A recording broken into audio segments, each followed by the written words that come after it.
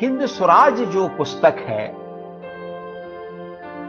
मैं उसको गांधी जी की विनय पत्रिका कहता हूं।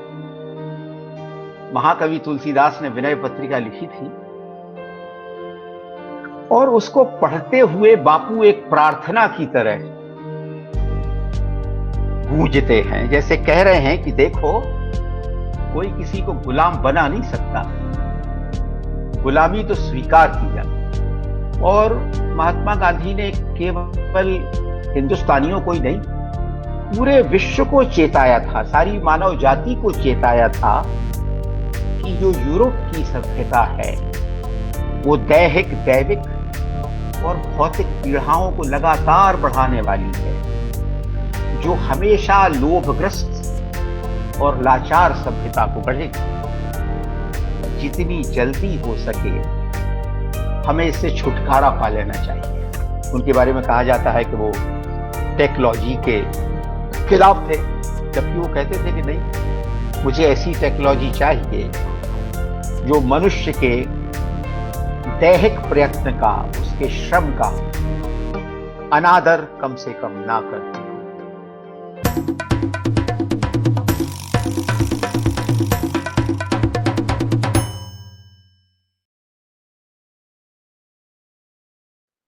नमस्कार। आज से देशज के प्लेटफॉर्म पर हम लोग एक नई श्रृंखला का आरंभ कर रहे हैं, हिंद स्वराज को कैसे समझें।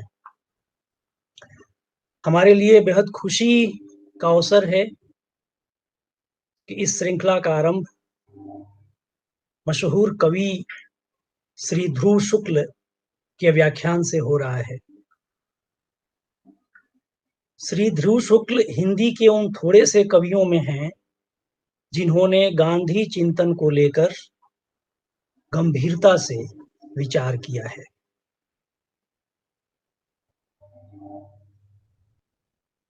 पूर्वग्रह का सहसंपादन और साक्षात्कार का लंबे अरसे तक इन्होंने संपादन किया है। खोजो तो बेटी पापा कहाँ हैं, फिर वह कविता वही कहानी, एक बूंद का बादल, हम ही हम में खेलें, इनके कविता संग्रह हैं। कहानी संग्रह हिचकी के अलावा उसी शहर में और अमर टाकिस, इनके 2 उपन्यास हैं। आज के व्याख्यान का शीर्षक श्री शुक्ल की किताब के नाम पर रखा गया है और यह नाम अपने आप में बताता है कि ये कवि कैसे अपने पूर्वज से संवाद करता है।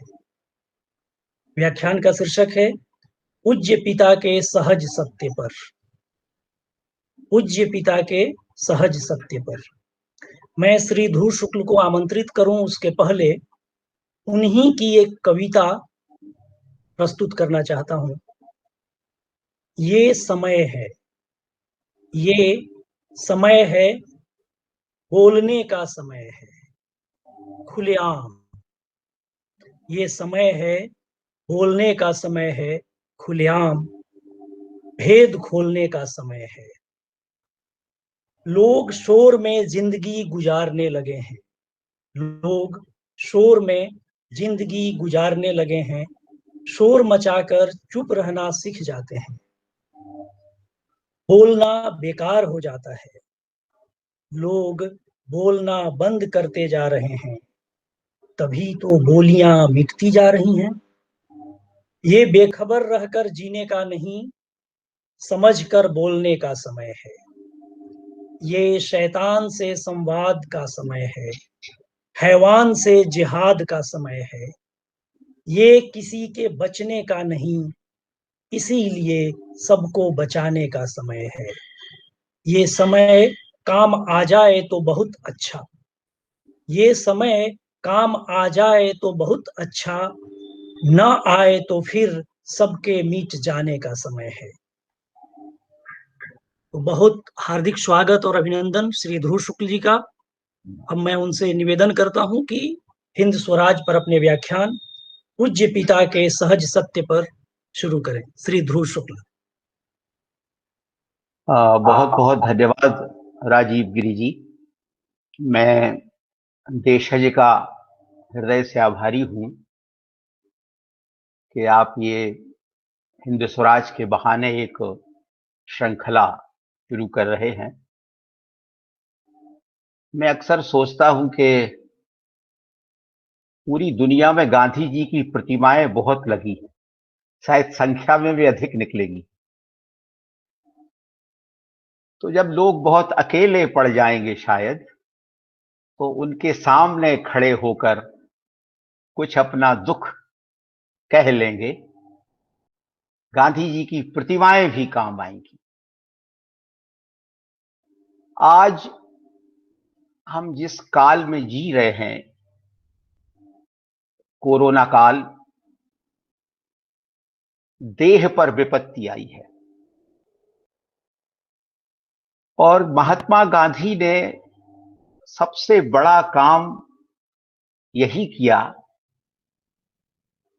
कि देह की विपत्ति को कैसे हटाया जाए, क्योंकि देह की विपत्ति ही बढ़ते बढ़ते देश की विपत्ति बन जाती है। मैं अपने बचपन की एक याद से अपनी बात शुरू करता हूं। हम सब जानते हैं कि स्कूलों में ठंड के दिनों में अक्सर फैंसी ड्रेस कंपटीशन हुआ करते थे। एक जमाने में, अब भी होते होंगे, विविध वेशभूषा प्रतियोगिता। तो उसमें कोई लड़का जवाहरलाल नेहरू बनता था, कोई वल्लभ भाई पटेल बनता था, कोई खान अब्दुल गफ्फार खान बनता था और कोई गांधी भी बनता था। लेकिन अक्सर मैं देखता था कि मेरे दोस्त गांधी बनने से जी चुराते थे, जबकि दूसरे नेताओं के मुकाबले गांधी बनना बहुत आसान था। एक छोटी सी चप्पल, एक आधी धोती ऊपर आधी धोती नीचे, एक लाठी, एक चश्मा, गांधी बन जाना आसान था। लेकिन कड़कती ठंड में बहुत स्टेज के पीछे बहुत देर तक बैठे रहना और फिर मंच पर जाना बच्चों के लिए बहुत टेढ़ी खीर होता था। दांत किटकिटाते थे। लड़के गांधी बनना तो दूर, उनकी हूबहू नकल उतारने में भी कोताही करते थे। और माँ बाप गुरुजी से अक्सर शिकायत करते कि इतनी ठंड में मेरे बच्चे को गांधी मत बनाना। पिछले साल वह गांधी बनकर बीमार पड़ गया। नेहरू बनना उतना कष्टकारी नहीं था। चूड़ीदार पजामा, कुर्ता, शेरवानी, टोपी और बंद जूते पहन के हाथ में रूल लेके नेहरू की नकल बहुत आसानी से उतारी जा सकती थी। क्या कारण है कि हम एक सुविधाजनक जीवन की चाह में कष्ट उठाने की शक्ति खोते चले गए? और शायद यही हमारा सबसे बड़ा दुर्भाग्य भी है। मेरी दादी मुझसे अक्सर कहती कि महात्मा जी, हमारे घर में गांधी जी का नाम नहीं लिया जाता था, उन्हें महात्मा जी ही कहा जाता था। वो कहती थी कि अगर नकल उतारना है किसी की तो महात्मा गांधी की उतारो, क्योंकि उन्होंने भी नकल उतारी, लेकिन अपने देश के लोगों की नकल उतारी। वे अपने देश की तरह बने, अपने देश की किसानों की तरह, अपने देश के मजदूरों की तरह, और अपने देश के लोक जीवन में गांधी जी ने अपनी छवि को घोल दिया। वे उसके हो गए। और वो एक हंसते हुए कहने लगती कि जितने उपवास महात्मा जी ने किए उतने तो जीवन में मैं भी नहीं कर पाई। एक प्रसंग मुझे याद आता है कि मैं स्कूल से लौटा, 5वीं क्लास में पढ़ता था, गांधी जी का जन्मदिन मना के। तो मैंने यूं ही दादी से पूछा कि जब गांधी जी की मृत्यु हुई थी तब क्या हुआ था? तो दादी बोली कि कुछ अंधेरा सा छा गया था। दादी बहुत कम पढ़ी लिखी थी, तो हमारे जो दादा थे वो संस्कृत के विद्वान थे। उन्होंने कटाक्ष किया कि कहां अंधेरा छा गया था। 5:15 बजे थे, उजाला था, सूर्य निकला हुआ था। तो दादी बोली कि हाँ, वो तो हमें भी मालूम है, लेकिन ऐसा लग रहा था कि अंधेरा छा गया है। तो ये जो लगना है, तो हमने पूछा कि फिर क्या हुआ। तो बोले बेटा, हम शाम के खाने के लिए चूल्हा सुलगा के आए थे, फिर हमने चूल्हे से लकड़ियां निकाल दी और बुझा दी, फिर खाना खाने का मन नहीं हुआ। एक बचपन की ये स्मृति मेरे मन पर हमेशा टकी रहती है, और गांधी जी इसी के सहारे मेरे हृदय के द्वार पर दस्तक देते रहते हैं। ऐसा लगता है कि वो गांव के छप्पर से निकलते हुए धुएं की तरह पूरे आकाश में धीरे धीरे धीरे धीरे छाते जा रहे हैं। हिंद स्वराज जो पुस्तक है, मैं उसको गांधी जी की विनय पत्रिका कहता हूं। महाकवि तुलसीदास ने विनय पत्रिका लिखी थी, और उसको पढ़ते हुए बापू एक प्रार्थना की तरह गूंजते हैं, जैसे कह रहे हैं कि देखो, कोई किसी को गुलाम बना नहीं सकता, गुलामी तो स्वीकार की जाती है। जीवन भर जो कुछ भी स्वीकार किया जाता है, वही हमारी स्वतंत्रता का हिस्सा बन जाता है। हमारी देह में स्वीकार करने का गुण जन्म से मौजूद है। प्रकृति से ये देह स्वीकार करने के गुणों से भरी हुई देह है। हम सब जानते हैं कि 20वीं सदी के ही पहले दशक में ये हिंद स्वराज पुस्तक लिखी गई थी, और महात्मा गांधी ने केवल हिंदुस्तानियों को ही नहीं, पूरे विश्व को चेताया था, सारी मानव जाति को चेताया था कि जो यूरोप की सभ्यता है, वो दैहिक, दैविक और भौतिक पीड़ाओं को लगातार बढ़ाने वाली है, जो हमेशा लोभग्रस्त और लाचार सभ्यता को गढ़ेगी। जितनी जल्दी हो सके हमें इससे छुटकारा पा लेना चाहिए। आपको याद होगा कि महात्मा गांधी की आत्मकथा महाकवि सूरदास के एक पद से समाप्त होती है। वो सम कौन कुटिल खल कामी, जिन तन दियो ताहि बिसरायो, ऐसो नमक हरामी। क्या आपको नहीं लगता कि ये पद जो है, इसमें भारत की संस्कृति का और जीवन की समझ का एक गहरा बल, एक गहरी शक्ति बसी हुई है। ये इशारा क्या कर रहा है? ये कह रहा है कि सब अपनी देह के सागर में डुबकी लगाकर अपने अपने हिस्से का नमक उठाते हैं, और नमक ही अमृत है। हुआ होगा कभी सागर मंथन, लेकिन आज लाचार मनुष्यता का अमृत नमक है।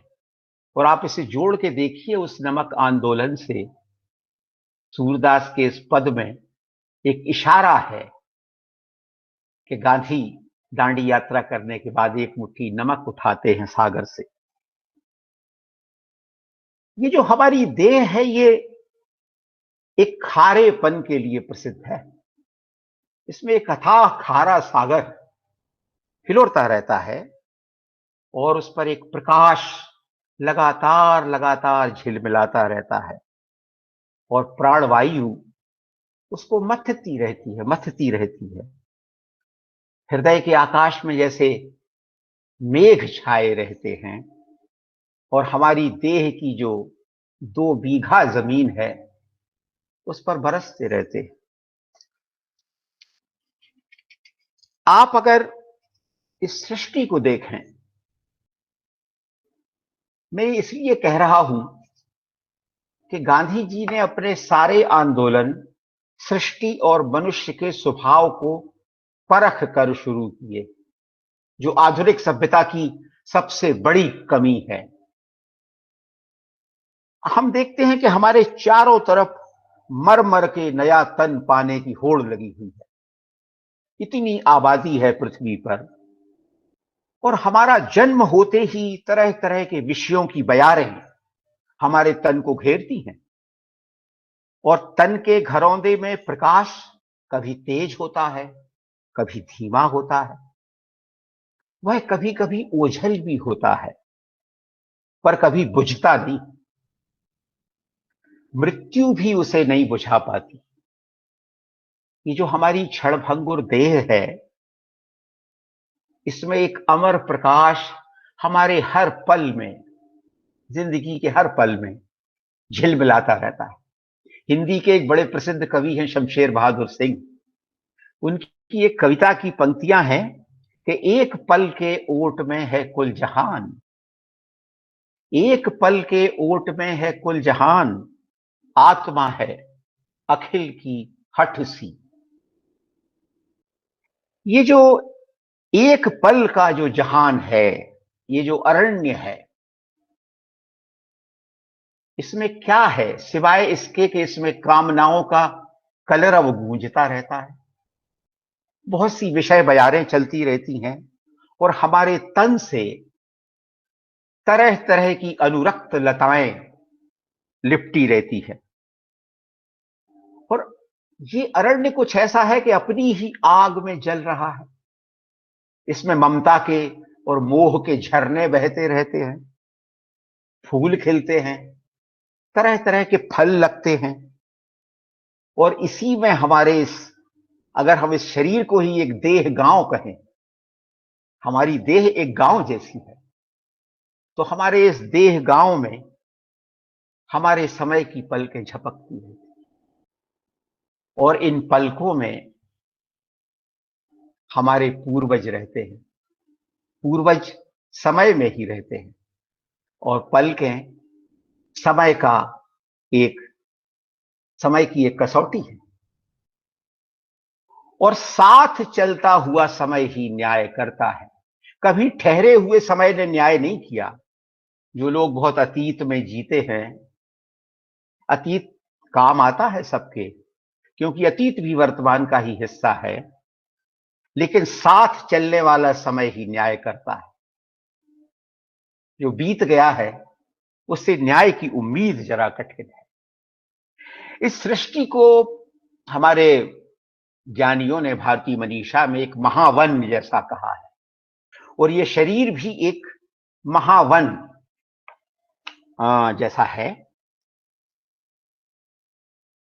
और इस महावन में हमारे पुरखे हमें ये लगातार सिखाते रहे कि हमारे हाथ पांव इसलिए निकल आते हैं कि इस वन में हम अपने लिए थोड़ी सी जगह निकालकर, झाड़ बुहार कर अपने गुजारे के लिए कोई जगह बना सकें, अपनी जरूरत का बो सकें, काट सकें। और इस महावन की आबो हवा में हम इसको इस तरह रोकते चले जाएं, इसके साथ इस तरह सहभागी हों कि ये जो महावन है, जिसमें हमारा छोटा सा गांव बसा हुआ है, हमारा अपना देह गांव बसा हुआ है, ये सृष्टि का महावन कहीं उजड़ न जाए। ये जो एक कला भारतीय दर्शन ने खोज के हमें दी, ये आत्मभाव से रहने की कला, गांधी जी ने इसको बहुत गहराई से पहचाना, और हिंद स्वराज्य में इसके जगह जगह संकेत मिलते हैं। आखिर गांधी जी को क्यों लगा होगा कि गांव के लोग पीढ़ियों से, भारत के गांव के लोग प्रकृति में बसे अक्षर को पहचानना जानते। गांव में स्कूल नहीं है, पर प्रकृति की पाठशाला खुली है। गांव के पुरखे इसी पाठशाला में पढ़ते रहे हैं, और जो पाठ उनने पढ़ा अपनी संतानों को पढ़ाते रहे हैं। गांव में ब्याही गई बहुएं यही पाठ पढ़ के अपने मायके से आती है। बहुओं ने कभी दादी, कभी नानी बनकर यही अक्षर पाठ अपने नाती पोतों को पढ़ाया होगा। इसलिए गांधी जी जानते थे कि गांव कभी निरक्षर नहीं रहा। जो साक्षर हो गए हैं आधुनिक शिक्षा में, वे कुछ ज्यादा निरक्षर जान पड़ते हैं, क्योंकि वो प्रकृति की पाठशाला के विद्यार्थी ही नहीं रहे और गांव से दूर चले गए, और जब लौट कर आए तो प्रकृति में बसे अक्षर ज्ञान को ही भूल गए। मैं कभी कभी खो जाता हूं इस एहसास में कि इस देह गांव में एक क्षितिजल पावक गगन समीर की पंचायत लगी हुई है, जहां त्रिगुणात्मक विश्व का न्याय अपने आप होता रहता है। देह के पंचायत भवन में प्रकाश ही न्यायाधीश है, पश्चाताप ही न्याय है, और हमारा प्रायश्चित ही सजा है, और खुद अपने लिए शोक करना ही मुक्ति है। कोई अतीत नहीं और ना ही कोई भविष्य है, बस एक पल है जो हरदम पश्चाताप, प्रायश्चित और शोक से भरा है। हम अनुभव करें कि इस दुनिया में कोई किसी को चला नहीं रहा, सब खुद बरत रहे हैं। नदी जो नीली प्रशांति में खोई सी रहती है, कभी ऐसे बहा ले जाती है जैसे उसे किसी की परवाह ही नहीं, पर वह अपने प्यास बुझाने का गुण कभी नहीं खोती। जिनकी गृहस्थी उसमें डूब जाती है, बह जाती है, वे कभी उसे अपना दुश्मन नहीं मानते। किनारों के द्वंद्व से परे अंतः सलिला बहती रहती है। आग की लपटों में दाह के परे अकंप ज्योति जलती रहती है। हवाओं में आंधियों से परे शांत जप चलता रहता है। आकाश सबके शब्दों की स्याही सोखकर भाषा के परे नील नीरव को बचाए रखता है। न्याय और अन्याय से परे पृथ्वी में क्षमा शेष रह जाती है। पृथ्वी का एक ही सबसे बड़ा गुण है कि वो अपनी क्षमा को कभी नहीं खोती। अब हम याद करें कि 1909 में लंदन से दक्षिण अफ्रीका लौटते हुए पाठक और संपादक के संवाद में गांधी जी ने हिंद स्वराज रची थी, और वो कहते हैं उसके शुरुआत में कि यह किताब द्वेष धर्म की जगह प्रेम धर्म सिखाती है, हिंसा की जगह आत्म बलिदान को स्थापित करती है, और पशुबल के खिलाफ टक्कर लेने के लिए आत्मबल को खड़ा करती है। जरा सोचें कि अपनी इस कृति के बारे में उनका यह दावा एक और कृति से मिलता जुलता है, जिसका नाम है भगवत गीता, जिसे वे अपनी मां कहते थे। हिंद स्वराज के नाक नक्श अगर आप गौर से देखें, उसे पढ़ें, तो वह गीता की ही संतान लगती है। दोनों कृतियों में संवाद का पारंपरिक शिल्प है। एक में मोहासक्त योद्धा और युद्ध के लिए प्रेरित करने वाले निर्मोही नारायण के बीच, और दूसरी में स्वतंत्रता के लिए आतुर हिंसा भाव से भरे जन और स्वराज्य के धैर्य से भरे अहिंसक नायक के बीच संवाद चल रहा है। दोनों ही कृतियों में आत्मबल के लिए उठती पुकार उस भूले हुए योग की याद दिलाती है, जहां सब अपना अपना सूत काट कर देह के करघे पर अपनी चादर बुनते हैं। हमारे यहां पुरानी कहावत है कि उतने पांव पसारिए जितनी आपकी चादर हो। सचमुच अपने तन की चादर से बाहर पैर नहीं पसारे जा सकते, पर आदमी का मन स्वभाव से उपनिवेशवादी है। पैर पसारे बिना उसको चैन ही नहीं पड़ता, और वह देह गांव से बाहर निकल पड़ता है। माल ढोने के लिए उसे बुद्धियों के जहाज और इंद्रियों के बंदरगाह चाहिए। सभ्यताएं खाली होकर खंडहर हुई जा रही हैं। उनके खालीपन में उगा मन का चांद अभी भी कुछ ना कुछ खोजता रहता है। जरा याद करें हम महात्मा गांधी को। वो हिंद स्वराज्य में कहते हैं कि मैं अपनी कुदरती हद के मुताबिक अपने आसपास रहने वालों की सेवा कर सकता हूं, परंतु मैंने अपनी मगरूरी में ढूंढ निकाला कि मुझे तो सारी दुनिया की सेवा अपने तन से करना चाहिए। ऐसा करने में अनेक धर्मों और कई तरह के लोगों का साथ होगा। यह बोझ मनुष्य नहीं उठा सकता। गांधी कहते हैं इसीलिए अकुलाता है। घर और घाट अगर हम देखें तो आज पूरी दुनिया में मनमानी से भर गए। आते जाते लोगों को देखकर लगता ही नहीं कि इन्हें कुछ मिल गया।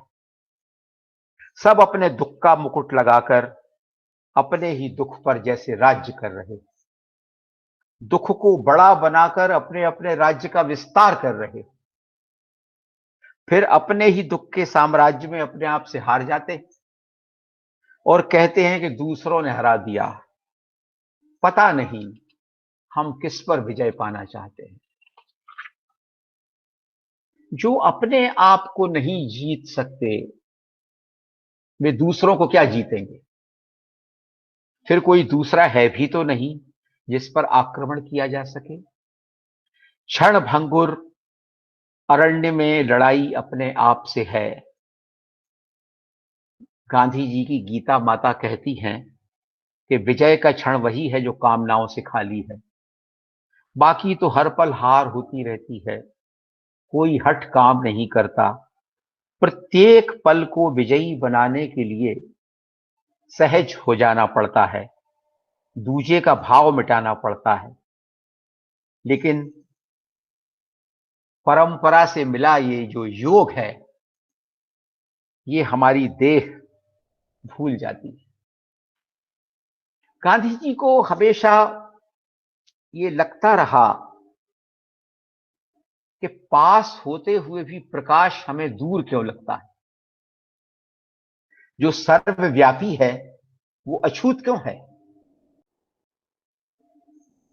वे लगातार इस सर्वव्यापी प्रकाश की तरफ बढ़ते चले जाते हैं। आपने लक्ष्य किया होगा कि महात्मा गांधी ने सब युगों से अपना समय चुना। सत्य में कहते हैं कि समूची जड़ चेतन प्रकृति रहती है, इसीलिए गांधी ने सत्याग्रह चुना। वह सबको मिला हुआ है, सब उसमें रहते हैं, उसको खोजने की जरूरत नहीं है, सिर्फ सत्याग्रह की जरूरत है। इसीलिए वे सत्य के प्रयोग पर बल देते हैं, सत्य की खोज पर नहीं देते। सत्याग्रह को सभी युगों का वो अभीष्ट भी मानते हैं। वे त्रेता युग के मर्यादा पुरुषोत्तम राम को चुनते हैं और द्वापर में फिर से याद किए गए ज्ञान भक्ति योग का पुनर्स्मरण करते हैं और कलयुग की प्रार्थनाओं को चुनकर अपने समय का कोई राग रचते। महात्मा गांधी का एक ही साध्य है, वे आत्म के साध्य को परखना चाहते हैं, पर उन्हें अपने समय में सिद्ध करने के लिए युद्ध का तर्क पसंद नहीं है। वे साध्य को पाने के लिए अहिंसक साधन चुनते हैं। वे पृथ्वी को पांव से नहीं हृदय से नापने की कला सिखाते हैं। वे एक बार फिर याद दिलाते हैं कि मनुष्य देवासुर संग्राम का मूक दर्शक नहीं है। इस संग्राम का रण क्षेत्र उसी की देह है। दोनों की तपोभूमि देह ही है। दोनों का यश और अपयश दोनों की देह पर ही लिख जाता है। बापू को एक बात बहुत गहराई से समझानी पड़ी और जो शायद बहुत लोगों को समझ में नहीं आई कि हर युग का अपना कपास होता है जिसे वो धुनकता है और अपने समय की पौनी बनाता है, और अपनी चादर बुनने के लिए अपने समय के करघे पर सूत काटता है। लगता है जैसे सारा समय सूत काटने का समय है, जो हमें अपने से दूर नहीं ले जाता, अपने पास बिठाता है। गांधी का असहयोग किसी और से नहीं, सबसे पहले तो अपने मन से है कि जहां कोई तार न टूट जाए। आप याद करें, हिंद स्वराज्य में महात्मा गांधी कहते हैं कि साधन बीज है और साध्य हासिल करने की चीज है, यानी पेड़ है। इसलिए जितना संबंध बीज और पेड़ के बीच है, उतना साधन और साध्य के बीच है। 20वीं सदी के पहले दशक में, जिसको हमने शुरू में याद किया जब हिंद स्वराज्य लिखी गई, तब महात्मा गांधी ने फिर याद दिलाया कि मनुष्य की वृत्तियां चंचल हैं, उसका मन बेकार की दौड़ धूप किया करता है, उसका शरीर जैसे जैसे ज्यादा दिया जाए वैसे वैसे और मांगता है, ज्यादा लेकर भी वह सुखी नहीं होता, भोग भोगने से उसकी इच्छा और बढ़ती जाती है। इसीलिए हमारे पुरखों ने भोग की हद बांध दी। बहुत सोचकर उन्होंने देखा कि दुख सुख तो मन के कारण है। ऐसा देखकर उन्होंने भोग की वासना छुड़वाई। गांधी जी एक बात और याद करते हैं, बल्कि हमें याद दिलाते हैं कि हमने नाशकारक होड़ को समाज में जगह नहीं दी। सब अपना अपना धंधा करते रहे, उसमें दस्तूर के मुताबिक दाम लेते रहे। ऐसा नहीं था कि हमें यंत्र वगैरह की खोज करना नहीं आता था, लेकिन हमारे पूर्वजों ने देखा कि लोग अगर यंत्र वगैरह की झंझट में पड़ेंगे तो गुलाम बनेंगे और अपनी नीति को छोड़ देंगे। उन्होंने सोच समझ कर कहा कि हमें अपने हाथ पैरों से जो काम हो सके वही करना चाहिए। उन्होंने सोचा कि बड़े शहर खड़े करना बेकार की झंझट है, उसमें लोग सुखी नहीं होंगे, उनमें तो धूर्तों की टोलियां और वेश्याओं की गलियां पैदा होंगी, गरीब अमीरों से लूटे जाएंगे। इसीलिए छोटे देहातों को ही उन्होंने जीने के लिए सबसे बड़ा संतोष माना। ये जो बापू का छोटा सा देह गांव है, ये बड़ा निर्भय गांव है, इसमें भय नहीं है। जहां हम खुद ही साधन बनकर अपने आप को साधते हैं, इतना साधते हैं कि हमारे भार से धरती पर कोई बोझ ना पड़े। और यही सीख हमारे पूर्वज हमें पीढ़ी दर पीढ़ी देते चले आए थे कि निमित्त होकर जियो और अपने आप को त्याग कर भोगो। एक बात और गांधी जी बार बार याद दिलाते रहे कि दौड़ना संसार का स्वभाव नहीं है, वह तो सिर्फ अपनी जगह पर घूमता है। घूमते हुए संसार में कोई कहीं नहीं जाता, सब अपनी अपनी परिक्रमा कर रहे हैं।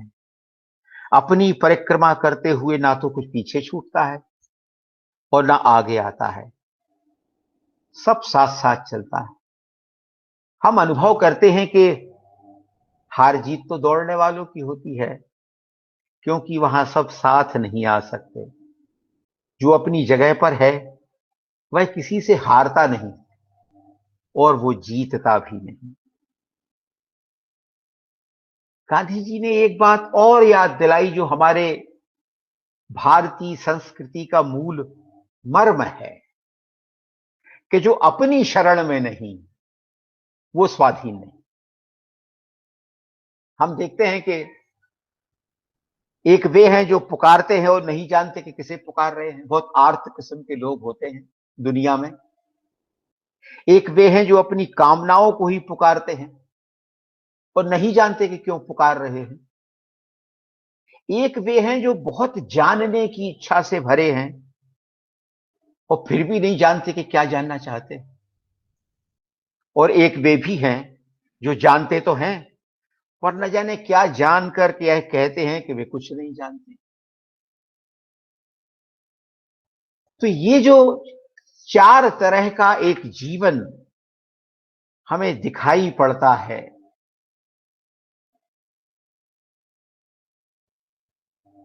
इस जीवन को कैसे, वो कौन सी सभ्यता हो, वो कौन सी रोशनी हो जिसमें इस जीवन को संभाला जाए, वह कौन सी व्यवस्था हो, वह कैसा धर्म हो, वह कैसी राजनीति हो, वह कैसा समाज हो जिसमें ये जीवन संभल सके। और गांधी जी फिर याद दिलाते हैं कि साध्य जैसे कुछ है ही नहीं, साधन बचे रहें यही साध्य है। गांधी जी कहते हैं कि जो प्रौढ़ और तजुर्बेकार हैं वे ही स्वराज्य भुगत सकते हैं, बेलगाम लोगों के वश में स्वराज्य नहीं आ सकता। तो आखिर ये तजुर्बा क्या है, सिवाय इसके कि जन्म लेते ही मृत्यु संभव होने लगती है। यह बोध ही इस तरह प्रौढ़ और तजुर्बेकार बनाता है कि हम अपने स्वराज्य के भोग को अपनी नश्वरता की आंच पर धीमे धीमे पका सकें, हमें बहुत कोई जल्दी ना हो। हम ये भी अनुभव करते हैं गांधी जी के सानिध्य में बैठकर कि हमारे देह गांव से आगे कोई रास्ता नहीं है। हम खोजते भी हैं तो कहां मिलता है। जैसे अपने आप से ही रोज एक संग्राम हो रहा है, तो इस अपने आप से रोज होते संग्राम में हमें अपने जीवन की कोई स्थानीय परिकल्पना चाहिए, कोई स्थानीयता चाहिए और वे उपकरण भी चाहिए जो हमारे इस जीवन का भार उठा सके।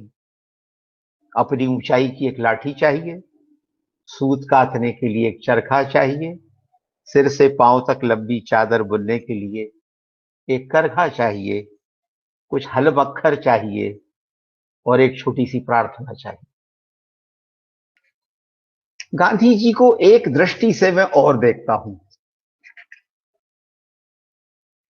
पंडित जवाहरलाल नेहरू ने कभी शिवमंगल सिंह सुमन की डायरी में, शिवमंगल सिंह सुमन हमारे हिंदी के बहुत बड़े कवि थे,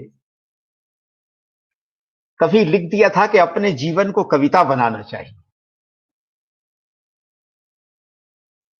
मैं अक्सर सोचता हूं कि पंडित नेहरू कवि हो सकते थे पर नहीं हुए। वे अपने जीवन को कविता बना सके या नहीं बना सके इस पर अनेक मत हो सकते हैं,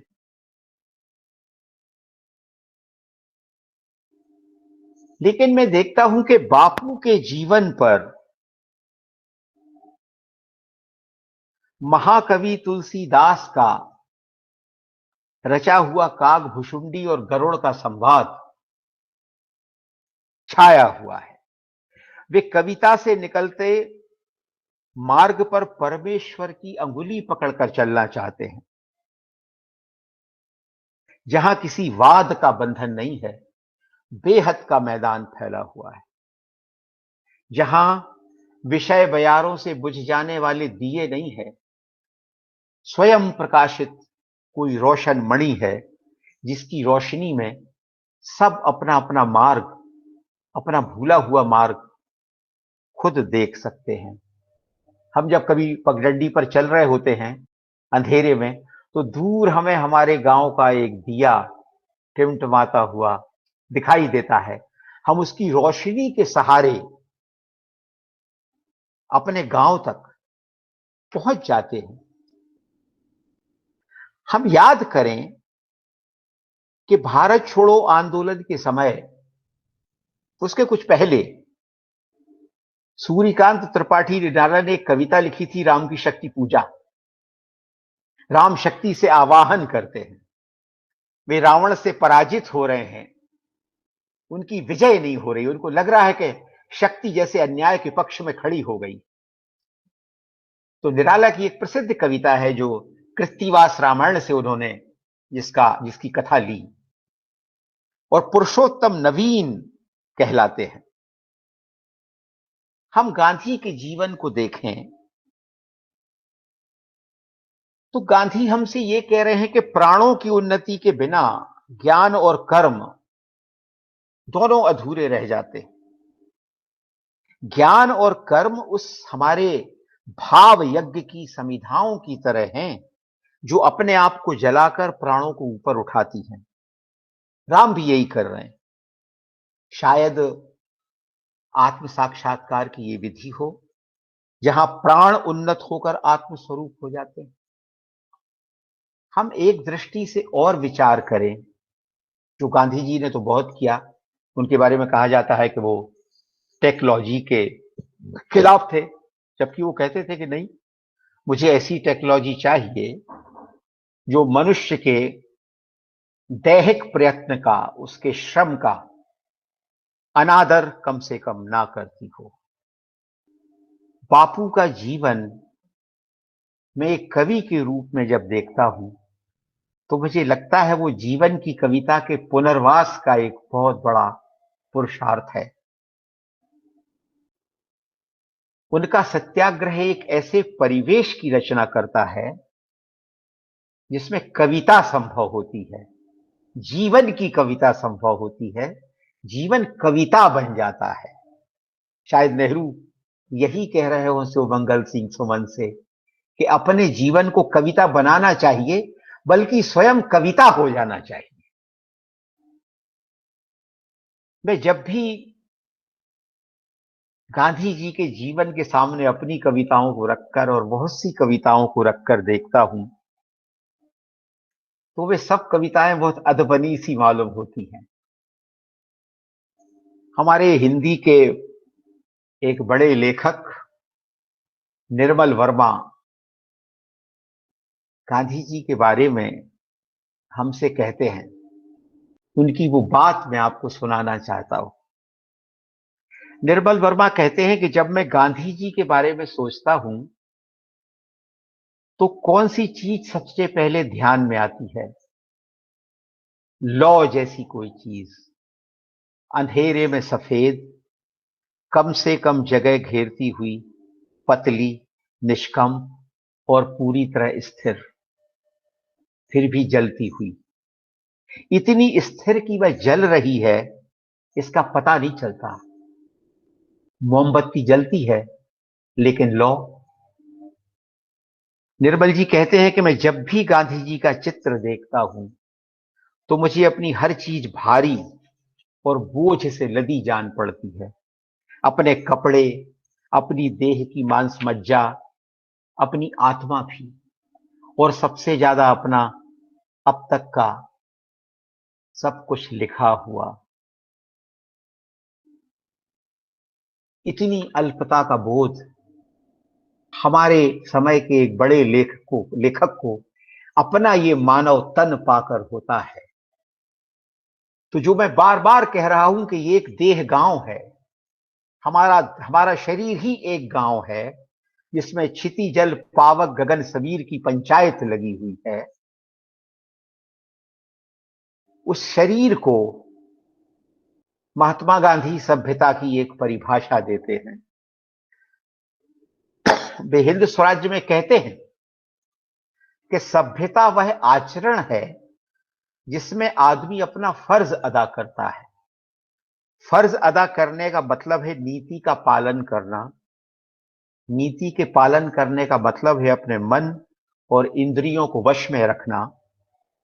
ऐसा करते हुए हम अपने आप को पहचानते हैं। यही सभ्यता है। इससे जो उल्टा है वो बिगाड़ करने वाला है। इंद्रियों को वश में रखने का शायद यही मतलब होता है। हमारे दर्शन, हमारे शास्त्र हमें यही सिखाते हैं कि इंद्रियों को वश में रखने का मतलब यही होता है कि अपनी जरूरत का लो और बाकी दूसरों के लिए ज्यों का त्यों छोड़ दो। यही नीति है। आपको याद होगा कभी गांधी जी से किसी ने पूछा कि आपकी पॉलिसी क्या है, आपकी नीति क्या है? तो गांधी जी ने कहा कि संयम ही नीति है। जीवन के हर क्षेत्र में संयम ही नीति है। इसके बिना कुछ भी संभव नहीं। असंयम, परिग्रह, इसमें दुनिया लुट लुट जाएगी और हमारे हाथ कुछ नहीं आएगा।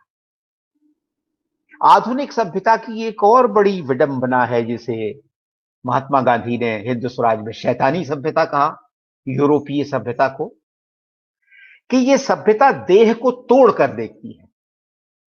ये हमारी देह को समूचा देखने से इनकार करती है।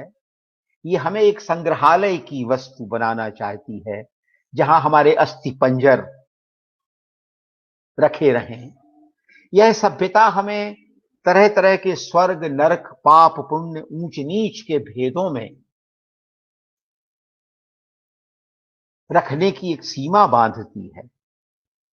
इसीलिए महात्मा गांधी फिर हिंद स्वराज्य में कहते हैं कि उस आदमी ने सच्ची शिक्षा पाई है जिसके शरीर को ऐसी आदत डाली गई है कि वह उसके वश में रहता है, जिसका शरीर चैन से और आसानी से सौंपा हुआ काम करता है।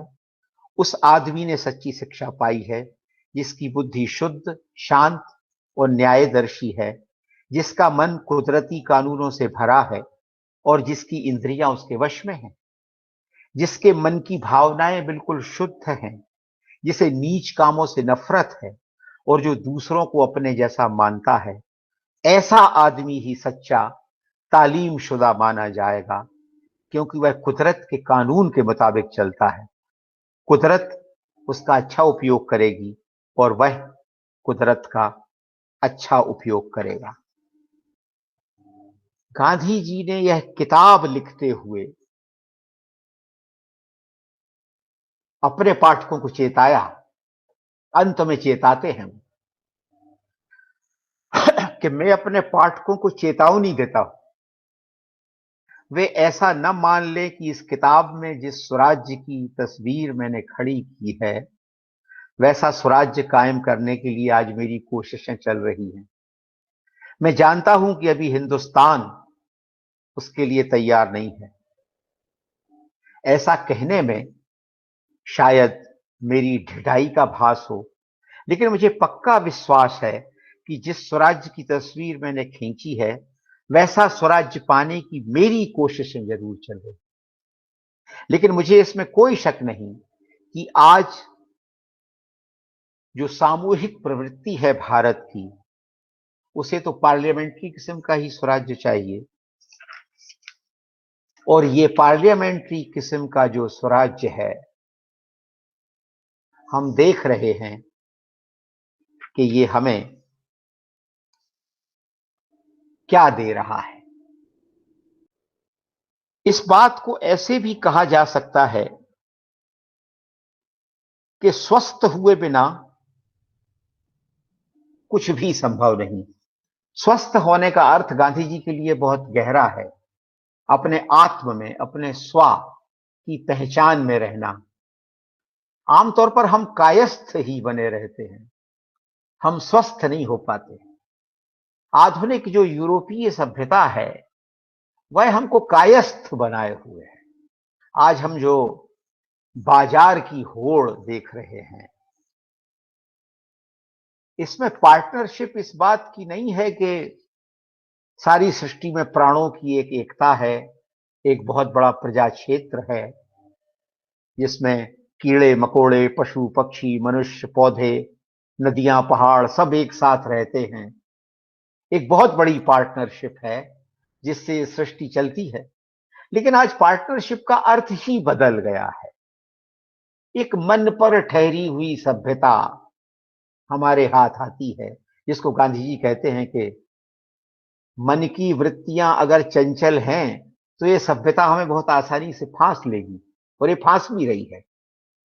मैं कभी कभी अपने दोस्तों से कहता हूं कि ये जो विज्ञापन की दुनिया है यही हमारे समय का मारीच है। ये स्वर्ण मृग है जो हमें तरह तरह से ललचा रहा है और हम उसका पीछा कर रहे हैं। और वो एक बनावटी मृग है, मायावी मृग है, मारीच, जिसके पीछे राम दौड़े दौड़े चले जाते हैं। और होता क्या है, वे अंततः उनकी प्रकृति हर ले जाती है। बहुरूपिया आके, एक धूर्त आके, भेष बदल के साधु का प्रकृति रूप सीता को हर ले जाता है और अपनी खोई हुई प्रकृति को राम वन वन में खोजते फिरते हैं। प्रकृति से ही प्रकृति का पता पूछते फिरते हैं। हे खगभृग, हे मधुकर श्रेणी, तुम देखी सीता पिकबैनी। इसीलिए गांधी जी को यह विश्वास था कि सारा हिंदुस्तान गुलामी से घिरा हुआ नहीं है। वे हिंदू स्वराज में कहते हैं, जिन्होंने पश्चिम की शिक्षा पाई है और जो उसके पाश में फंस गए हैं, वे गुलामी में घिरे हुए। और ये हमारा दुर्भाग्य है कि इस शिक्षा के पाश में फंसे हुए लोग ही आज हम पर शासन करते हैं। हम उस पाश से आज तक मुक्त नहीं हो पाए। और एक दूसरा पाश और है जो गांधी जी ने हिंदू स्वराज्य में हमें आगाह किया, वो है धर्म और राष्ट्र का पाश। वे साफ कहते हैं कि हिंदुस्तान में चाहे जिस धर्म के आदमी रह सकते, उससे वह एक राष्ट्र मिटने वाला नहीं है। जो नए लोग उसमें दाखिल होते हैं वे उसकी प्रजा को कभी तोड़ नहीं सकते, वे उसकी प्रजा में घुल मिल जाते हैं। ऐसा हो तभी कोई मुल्क एक राष्ट्र माना जाएगा, क्योंकि हिंदुस्तान पहले ऐसा ही था। एक राष्ट्र होकर रहने वाले लोग एक दूसरे के धर्म में दखल नहीं देते। अगर देते हैं तो समझना चाहिए कि वे एक राष्ट्र होने के लायक नहीं है। गांधी जी ने मानवता के, आज मॉडलिंग का जमाना है, तरह तरह के मॉडल्स आते हैं। मानवता का भी तो कोई मॉडल होना चाहिए। ऐसा कोई मॉडल अगर हम ढूंढने चलें तो पृथ्वी पर महात्मा गांधी मानवता के एक उदाहरण बनकर, हम उन्हें मॉडल ना कहें, मॉडल शब्द उनके लिए बहुत छोटा है, एक उदाहरण बनकर कि मनुष्य अधिकतम अपने जीवन को किसी समाज के साथ, किसी राज्य के साथ, किसी धर्म के साथ कैसे गुजार सकता है, कैसे उसके साथ रह सकता है।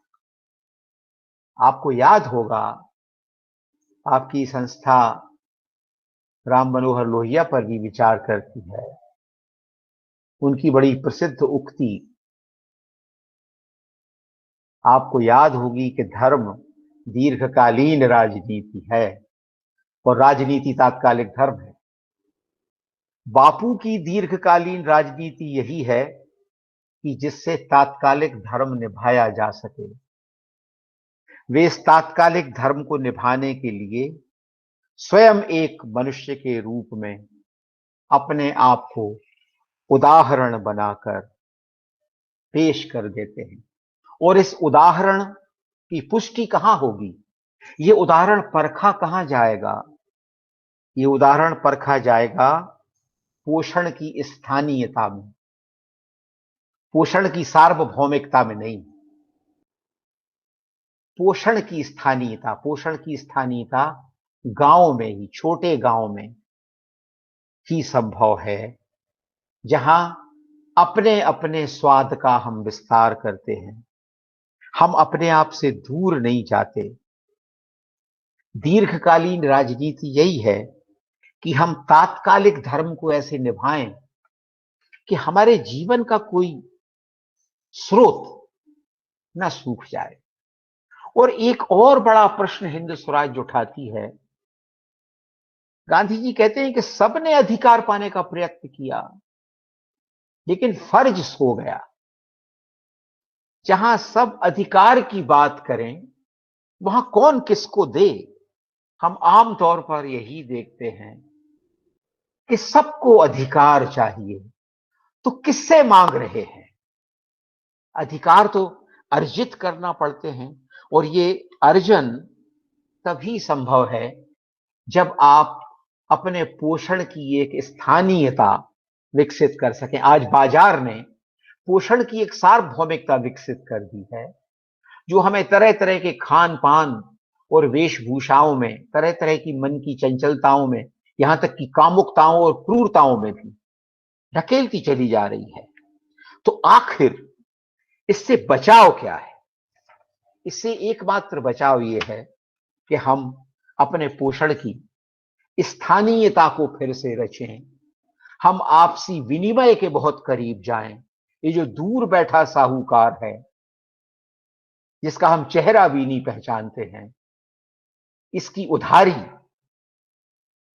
हमारे जीवन को लगातार अशांत करती चली जाएगी, और हमारा अर्जित किया हुआ सत्य, हमारा अर्जित किया हुआ रूप, हमारा अर्जित किया हुआ स्वाद, हमारी अर्जित की हुई गंध, जो हमारा अपना जीवनानुभव है, वो हमारे जीवन से खो जाएगा। एक सवाल और उठता है। हिंदी के कवि थे मुक्तिबोध, गजानन माधव मुक्तिबोध। उनकी एक कविता है, वो ये दुख प्रकट करते हैं कि लिया बहुत बहुत ज्यादा, दिया बहुत बहुत कम, अरे मर गया देश जिंदा रह गए तुम। तो मैं कभी कभी सोचता हूं कि किसी देश के जन जीवित बचे रहें और देश मर जाए, ये घटना कैसे घटती होगी? जन तो जीवित है और देश मर रहा है। ये जो हमारी देह है, ये भी तो किसी देश में ही मरती होगी, पर देश की देह कहां और कैसे मरती हो? मरे हुए देश का शव कौन उठाता होगा? कैसे उठाता होगा? कहां दफन करता होगा? ये सवाल हमारे सामने है कि आखिर देश मर जाता है और देह बची रहती है, ये ये कैसे संभव है? क्योंकि देह का अपना देश काल है। हर देह का देश काल उसके साथ, उसकी मृत्यु के साथ विदा हो जाता है, और देश बचा रहता है। देश तब ही बचा रहता है जब कोई देह अपनी स्थानीयता में अपने देश की परिकल्पना करती है। गांधी जी बार बार इस पर क्यों जोर देते हैं कि गांव ही वह स्थानीयता है, जहां अपनी नदी नहर के किनारे, जहां अपने फलदार वृक्षों के पास, जहां अपनी जलवायु के कोने अतरे में अपने लोगों के साथ, अपने रीति रिवाजों के साथ, अपने पूर्वजों के अक्षर ज्ञान की समझ के साथ, प्रकृति की पाठशाला में पढ़ते हुए एक दीर्घकालीन जीवन बिताया जा सके। यही दीर्घकालीन राजनीति है। विनोबा कहते थे कि धर्म और राजनीति के दिन तो अब लद गए, कुछ दिनों में इनको कोई पूछेगा नहीं। वो कहते थे कि एक ऐसा समय आएगा ही कि जब श्रेष्ठ विज्ञान और अध्यात्म एक सेतु बनाएंगे और श्रेष्ठ साहित्य उनका साथ देगा। ऐसी कोई मानवता बनेगी। धर्म और राजनीति के दिन तो लद गए हैं। अब इन लदे हुए दिनों का बोझ आज हम ढो रहे हैं, और इस बोझ को ढोते ढोते ये पहचान ही करीब करीब खत्म होती जा रही है कि हमारा मार्ग क्या है। मैं कभी कभी सोचता हूं गांधी मार्ग क्या है। तो मुझे हमेशा लगता है कि गांधी जी का अपना कोई मार्ग नहीं। उन्होंने तो अपने देश काल में उस पंचायत की याद दिलाई जो पृथ्वी, आकाश, जल, अग्नि और वायु से बनती है, जो हमारी देह का निर्माण करती है, वो सारी सृष्टि का निर्माण करती है। मैं कभी कभी सोचता हूं कि इन पंच तत्वों के कारण ही पंचायतों के 5 पंचों की संख्या निर्धारित हुई होगी, क्योंकि यही वास्तविक पंच हैं सृष्टि के, जो हमारे पोषण का, हमारे जीवन का, हमारे अस्तित्व का ख्याल रखने में सक्षम है। तो ये जो पंच तत्व की पंचायत है, इसकी उन्होंने याद दिलाई। और दुनिया की राजनीति और बाजार और जो नई टेक्नोलॉजी है, उसका सहारा पाकर ये पंचायत जो है बहुत दीर्घ काल तक व्यवस्थित नहीं रह सकती। इस पंचायत का वास्तविक सहारा उसकी पंचतात्विक प्रकृति है। पंचतात्विक प्रकृति ही मनुष्य के जीवन को और तमाम प्रजा को संभालती है। प्रकृति कहां जानती है कि इस समय भारत पर किसकी सरकार है, कौन शासन कर रहा है। प्रकृति किसी के शासन को नहीं जानती। अस्तित्व का अपना एक सह अस्तित्विक भाव है जो सब में समाया हुआ है। एक बात और है, भारत में कर्म योग की विस्मृति की बात होती है।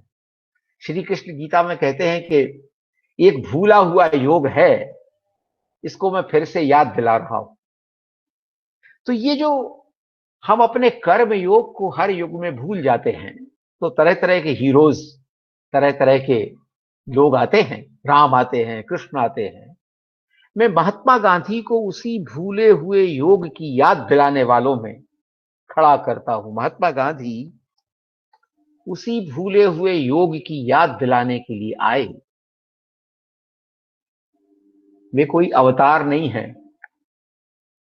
लोगों ने अवतार बना देते हैं, कोई संत वगैरह बना देते हैं। महात्मा गांधी जैसा निष्ठुर विवेकवान व्यक्ति दुनिया में खोजना मुश्किल है। वे आसान व्यक्ति नहीं हैं, वे बहुत कठिन व्यक्ति हैं, लेकिन वे जीवन की कठिनाई को इतनी गहराई से जान गए हैं कि उनका जीवन सहज हो गया है। वे सबके लिए सहज हो गए। उनमें कोई कॉम्प्लेक्सिटी, कोई जटिलता नहीं है।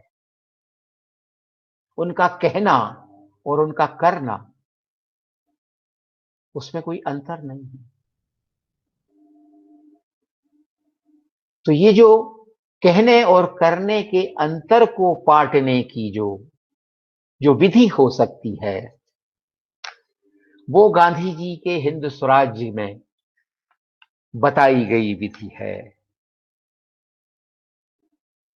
वे सिर्फ चलकर दिखा रहे हैं कि पृथ्वी पर मनुष्य कैसे चल सकता है, और हम गांधी जी का चलना देखकर उनके पीछे पीछे चल रहे हैं।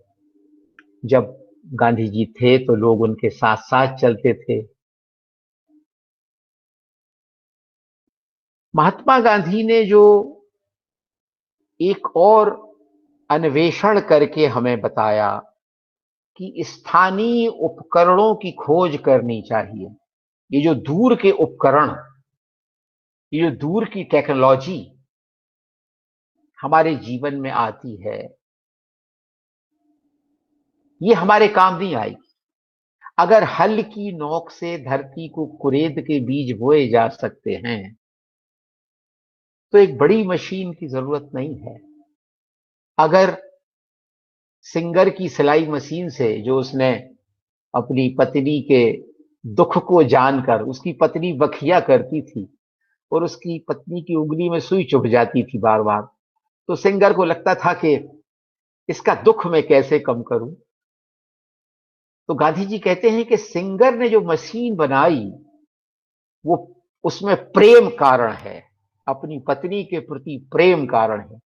जिस टेक्नोलॉजी में प्रेम कारण होगा वो टेक्नोलॉजी आदमी के काम आएगी। तो जिसमें प्रेम कारण नहीं होगा, जिसमें केवल व्यापार होगा, जो कि है, वो मनुष्य को हमेशा दुर्भाग्य के जंजाल में फंसाती रहेगी।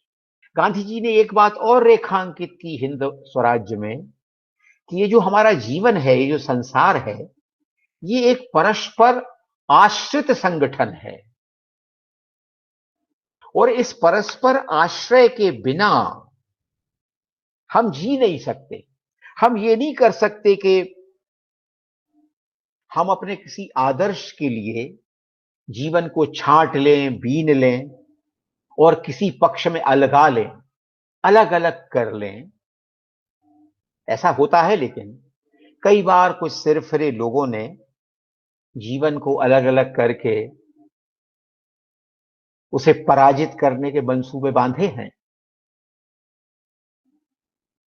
पर जीवन कभी पराजित नहीं होता है, गांधी जी अच्छी तरह जान गए थे।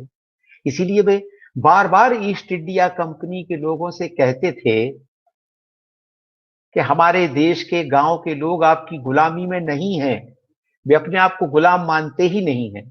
आपने जो दबाव और अत्याचार उन पर बना रखे हैं, उनके जो साधन छीन रखे हैं, वे उन्हें लौटा दीजिए, वे स्वतंत्र हैं। और गांधी जी ही ये कह सकते थे, आज तो कोई कह नहीं सकता, कि अगर अंग्रेज जो भारत की सभ्यता है, जो हमारा अपना प्राकृतिक न्याय है, उसको स्वीकार करके हमारे देश में रह सकें तो वो ही राजा बने रहें, हमें राजा बनने में भी कोई दिलचस्पी नहीं है। ये गांधी जी ही कह सकते थे, आज कोई नहीं कह सकता कि वे बने रहें। लेकिन हमें उनकी सभ्यता, जिसको गांधी जी असभ्यता मानते थे, वो हमें स्वीकार नहीं है। अंत में मैं आपसे यही कहना चाहूंगा कि महात्मा गांधी की दृष्टि में मनुष्य की देह ही उसका स्वदेश है। हरेक से यह स्वदेश सध जाए तो अपना देश ही क्या, पूरी दुनिया साधी जा सकती। तभी तो विश्व की अराजक राजनीति के बीच अकेले होते जाते ताकतवर लोग जब भी भारत आते हैं तो राजघाट जाना नहीं भूलते। संसद में जब सत्तारूढ़ बहुमत के आगे किसी दल के लोगों की आवाज दबाई जाती है तो वे सदन के बाहर आकर बापू की प्रतिमा के पास खड़े हो जाते।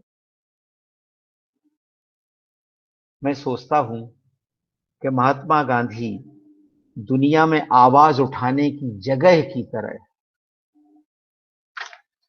हमेशा मौजूद बने रहेंगे।